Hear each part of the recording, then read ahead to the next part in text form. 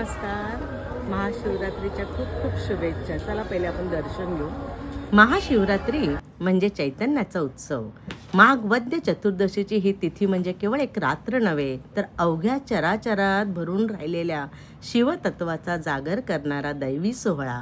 ज्यांच्या जटेतून गंगेचा निर्मळ प्रवाह वाहतो, ज्यांच्या कपाळावर चंद्राची शीतल प्रभा तळपते, त्या कैलासपतीच्या चरणी नतमस्तक होण्याची ही मंगल वेळ.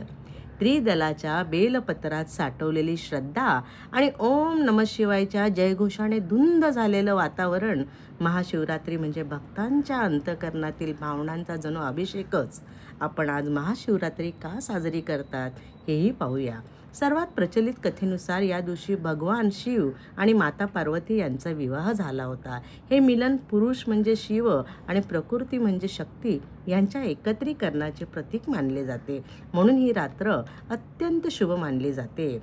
असेही मानले जाते की सृष्टीच्या सुरुवातीला याच रात्री भगवान शिव ज्योतिर्लिंग स्वरूपात प्रगट झाले.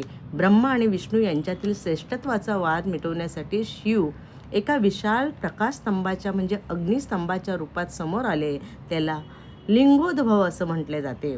असेही म्हणतात की समुद्र मंथनाच्या वेळी जेव्हा अत्यंत विषारी हलाहल विष बाहेर आले, तेव्हा जगाला विनाशापासून वाचवण्यासाठी महादेवाने ते स्वतः प्राशन केले. त्यांचा कंठ निळा पडला, तेव्हापासून नीलकंठ म्हटले जाते. या उपकाराची आठवण म्हणूनही शिवरात्र साजरी होते. भगवान शिव हे नृत्याचे दैवत नटराज आहेत.